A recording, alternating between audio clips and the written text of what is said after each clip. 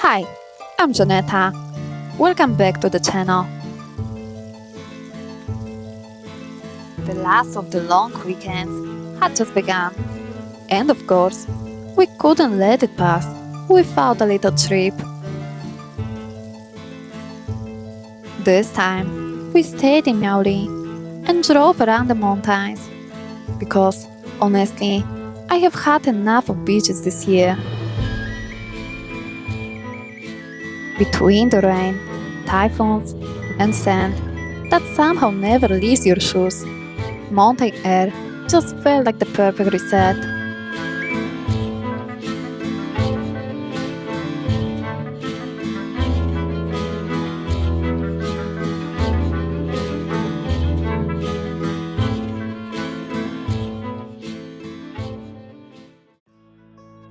Of course, no苗栗trip is complete without visiting Lion's Head Mountain.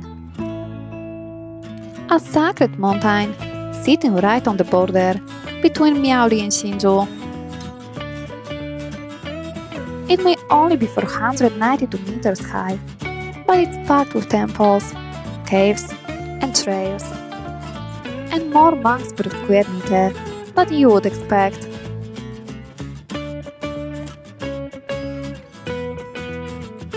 The whole area covers over 24,000 hectares and connects Buddhist culture, Hakka history, and nature in one place.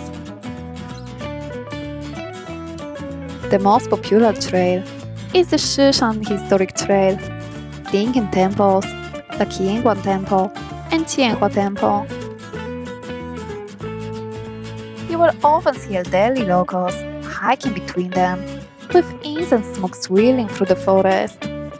It's peaceful, spiritual, and smells a little bit like sandalwood and mosquito repellent.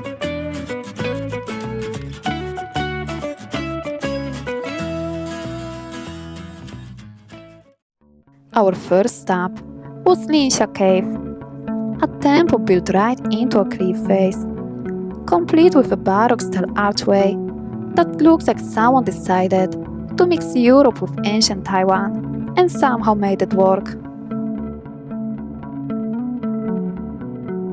It's tiny but beautiful, built back in 1917, housing several Buddha statues and inscriptions carved into the rock by a monk in 1932.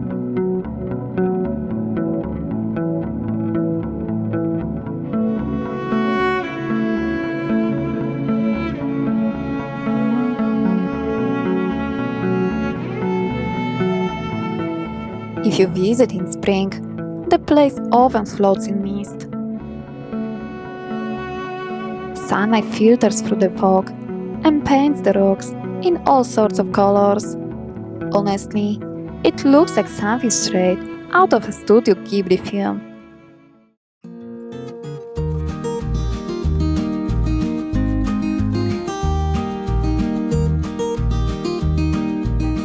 Next up, Shuilian Cave, another spot we had actually been to before, but only at night.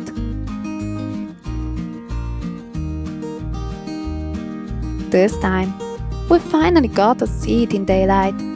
And wow, totally different vibe.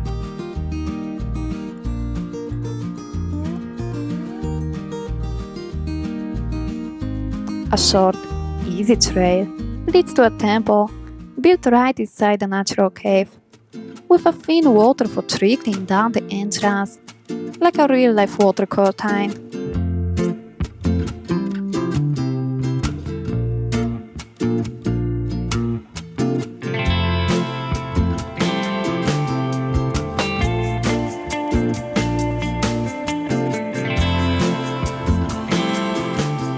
The sound of water, birds, and leaves make it feel like stepping into another world. If you visit in April or May, definitely come back at night. It's one of Miauli's best firefly viewing spots.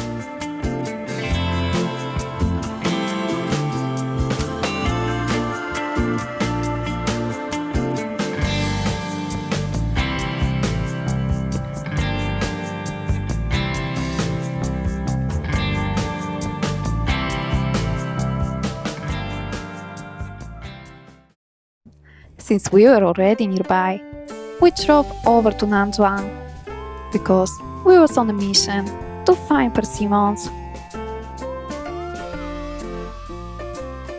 And wow, success! We scored 13 huge, perfectly ripe persimmons for just $200. That's crazy, considering one in city supermarkets can cost $50 each. I felt like we had just won a grocery lottery. Nanzhuang Old Street itself is full of charm.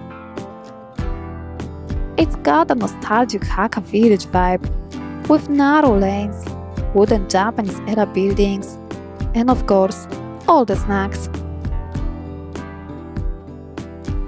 Definitely try the osmanthus wine or osmanthus jelly, and maybe grab a Hakka-style mochi while you're at it.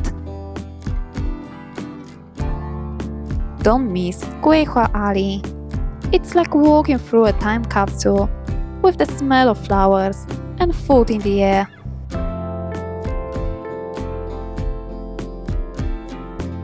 This trip might not have had beaches or waves, but it had something even better. Cool mountain air, peaceful temples, and a lot of persimmons. That's all for this video. Thanks so much for watching. Don't forget to like, subscribe, and maybe eat a persimmon for good luck. See you next time!